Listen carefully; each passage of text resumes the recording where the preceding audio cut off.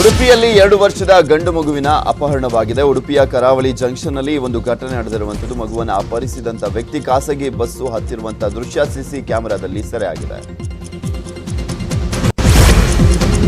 ರಾಮನಗರ ಜಿಲ್ಲೆಯ ಬಿಡದಿಯಲ್ಲಿರುವಂತಹ ನಿತ್ಯಾನಂದ ಆಶ್ರಮದಲ್ಲಿದ್ದಂಥ ಯುವಕ ನಾಪತ್ತೆಯಾಗಿರುವಂತಹ ಆರೋಪ ಇದೆ. ಮಲೇಷಿಯಾ ಪ್ರಜೆ 23 ವರ್ಷದ ಕ್ರಿಸ್ಟನ್ ಭಾಸ್ಕರನ್ ನಾಪತ್ತೆ ಆಗಿದ್ದಾರಂತೆ. ಈ ಬಗ್ಗೆ ಆತನ ತಾಯಿ ಬಿಡದಿ ಠಾಣೆಗೆ ದೂರನ್ನ ನೀಡಿದ್ದಾರೆ.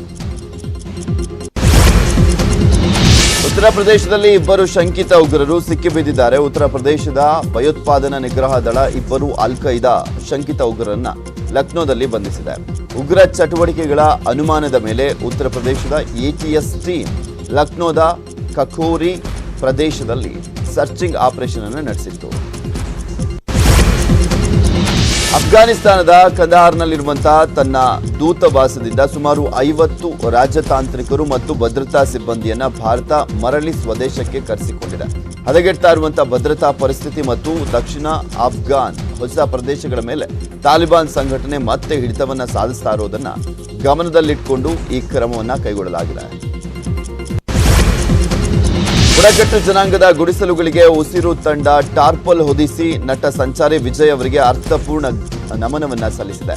ಕೋವಿಡ್ 2ನೇ ಅಲೆಯಲ್ಲಿ ಉಸಿರು ತಂಡದಲ್ಲಿದ್ದಾಗ ಸಂಚಾರಿ ವಿಜಯ್ ಬುಡಕಟ್ಟು ಜನಾಂಗದ ಹಾಡಿಯ ಮನೆಗಳ ಮೇಲ್ಛಾವಣಿಗಳಿಗೆ ಟಾರ್ಪಲ್ ಹೊದಿಕೆ ಹೊದಿಸುವಂತ ಬಗ್ಗೆ ಚರ್ಚಿಸಿದ್ರು. ಹೀಗಾಗಿ ಅವರ ಕೊನೆಯ ಆಸೆಯೊಂದನ್ನು ಉಸಿರು ತಂಡ ನೆರವೇರಿಸಿದೆ. ಉಳಿದ 5 ಇತ್ತೀಚೆಗಷ್ಟೇ ಯುಎಸ್ನಿಂದ ಹೆಲ್ತ್ ಚೆಕ್ಅಪ್ ಮುಗಿಸಿಕೊಂಡು ಚೆನ್ನೈಗೆ ವಾಪಸ್ಸಾಗಿರುವಂತಹ ತಲೈವ ಆಕ್ಟಿವ್ ಆಗಿದ್ದಾರೆ. ಅನಾರೋಗ್ಯ ಕಾರಣದಿಂದ ನಾನು ರಾಜಕೀಯ ಪ್ರವೇಶಿಸುವುದಿಲ್ಲ ಎಂದು ಘೋಷಣೆ ಮಾಡಿದ ಬಳಿಕ ಮೊದಲ ಬಾರಿಗೆ ಇಂದು ಸಭೆಯನ್ನು ಮಾಡಲಿದ್ದಾರೆ ರಜನಿಕಾಂತ್.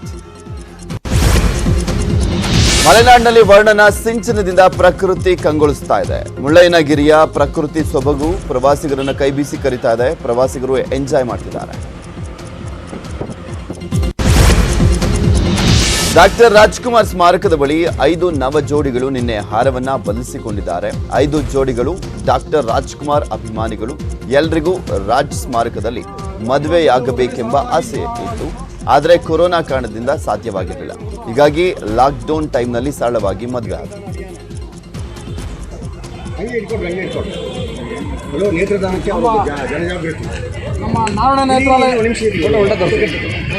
ನಮ್ಮ ನಾರಾಯಣ ನೇತ್ರಾಲಯದ ಮುಖ್ಯಸ್ಥರಾದಂಥ ವೀರೇಶ್ವರ ಅವರು ಈ ಒಂದು ಕಾರ್ಯಕ್ರಮಕ್ಕೆ ಚಾಲನೆ ಕೊಡ್ತಾ ಇದ್ದಾರೆ.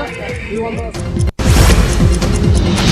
ಬಾಹ್ಯಾಕಾಶ ಪ್ರವಾಸೋದ್ಯಮದಲ್ಲಿ ಹೊಸ ಶಕೆಗೆ ಕಾರಣವಾಗಲಿದೆ ಅಂತ ಆಶಿಸಲಾಗಿರುವಂತಹ ಅಭೂತಪೂರ್ವ ಘಟನೆಯೊಂದಕ್ಕೆ ಇಡೀ ವಿಶ್ವ ಸಾಕ್ಷಿಯಾಗಿದೆ.